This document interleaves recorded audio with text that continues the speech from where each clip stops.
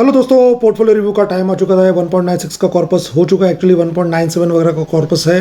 93.3 लैक्स का total profit as of now 1 सितंबर को दिखा रहा था। उसके बाद अगर आप देखेंगे लास्ट मंथ का जब स्टार्टिंग था, मतलब अगस्त का, तो 1.91 का कॉर्पस था और 91.5 के करीब प्रॉफिट था। तो यहाँ पे अगर आप देखेंगे 1.8 करोड़ लैक्स का ही प्रॉफिट हुआ है, जो कि नॉर्मल से बहुत कम है, क्योंकि मार्केट काफ़ी वॉलेटाइल था। तो आपने देखा ही होगा, ये देखिए 2019 से परफॉर्मेंस पोर्टफोलियो का किस तरह से रहा है। ट्रांजैक्शंस आप देख सकते हैं कि हर साल अच्छा पैसा उसके अंदर लगा हुआ है।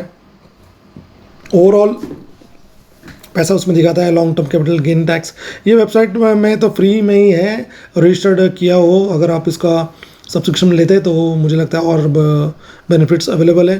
Axis small cap, axis mid cap और कोटक इमर्जिंग टॉप परफॉर्मेंस है।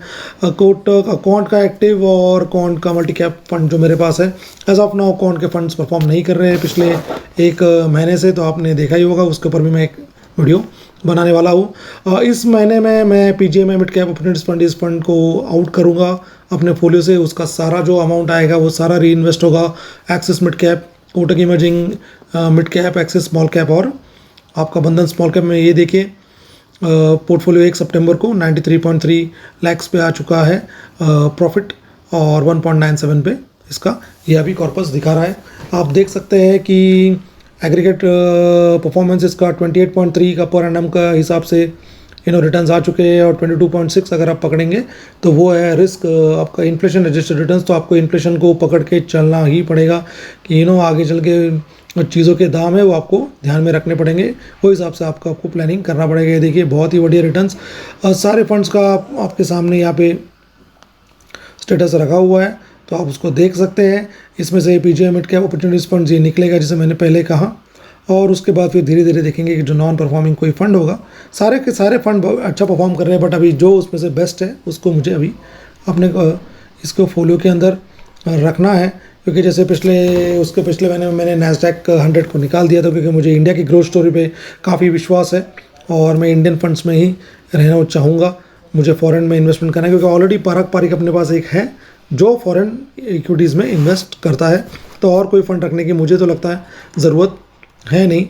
यस, अभी हमको देखना है कि जो लेटेस्ट फंड्स जो है वो किस तरह से परफॉर्म कर रहे हैं, तो उनमें अपना एलोकेशन बढ़ाना है नहीं बढ़ाना है, ये फाइंड आउट करना है। तो देखिए बहुत सारे फंड्स जो है, Kotak emerging, axis mid cap, small cap, आपका बड़ौदा पीएनबी परिवास, और भी एक आध दो फंड, इनका ऑलरेडी डबल अमाउंट हो चुका है। 100 के ऊपर उनका प्रॉफिट दिखा रहा है। तो क्वांट एक्टिव फंड ये अभी एक फ़ंड है जो मेरे दिमाग में अभी है, लग रहा है कि इसको मैं आउट करूँगा, और इसका भी कॉर्पस उसी तरह से डिवाइड हो जाएगा, सो दैट लार्ज कैप का एलोकेशन मैं 40 के करीब रखना चाहता हूँ, और मिड कैप्स का भी 40 एंड स्मॉल कैप्स का मुझे बढ़ा के 20 करना है। तो दैट्स व्हाट अभी मैं पीछे उसके लगा हूँ। मेरा asset large and mid cap का भी फंड ये मुझे लगता है अभी का परफॉर्म नहीं कर रहा है, बट कुछ टाइम में दूंगा इसको, 6 महीना और फिर शायद अगर परफॉर्म नहीं करेगा तो उसका पैसा मेरा का जो कंजम्पशन फंड है, ग्रेट कंज्यूमर फंड, बहुत बढ़िया फंड है, उसमें डालूंगा। क्योंकि अभी ये कंजम्पशन की जो थीम चल रही है, ये फंड मेरे पास पहले से था, इसीलिए मैं इसको रखा हूँ, और रिटर्न्स भी इसके अच्छे हैं। नए इन्वेस्टर्स को मैं थीमेटिक्स की तरफ जाने के लिए सलाह नहीं दूंगा, तो आप इससे दूर रहिए। आप बेसिक फंड्स को पकड़ के चलिए, दाल चावल फंड जिसे बोलते हैं। आपका small cap, mid cap, Unio, HDFC का बैलेंस एडवांटेज फंड, डायनेमिकली जो डायनेमिक एसेट एलोकेशन करता है वो फंड्स को आप रख सकते हैं, तो वो एक है।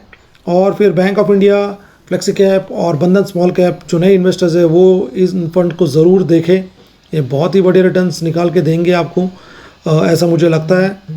और यस, देख सकते हैं कि पोर्टफोलियो ने तो बहुत बढ़िया परफॉर्मेंस किया हुआ है। बस अभी देखना है कि मार्केट किस तरह से मूव करता है। इसीलिए देखिए आपका लार्ज कैप का एलोकेशन थोड़ा रखना ज़रूरी है, क्योंकि आप पूरा का पूरा मिड कैप और स्मॉल कैप में रहोगे तो आपको इस महीने में या पिछले 2 महीने में आपको लॉस ही दिखा होगा, क्योंकि एलोकेशन, इसीलिए देखिए एसेट एलोकेशन एक बहुत बड़ी बात है, तो उसको आप ध्यान में रखिए। आपका एलोकेशन एटलीस्ट 30%, आपको रिस्क लेना है तो 30% तो लार्ज कैप में रखिए, कि जब भी मार्केट फॉल हो और स्मॉल कैप्स और मिड कैप्स गिरे तब आपको थोड़ा बफर रहे फ्लेक्सी कैप और लार्ज कैप फंड्स के हिसाब से। तो अगर आपको ये वीडियो अच्छा लगे प्लीज़ लाइक शेयर सब्सक्राइब। जय हिंद, जय भारत।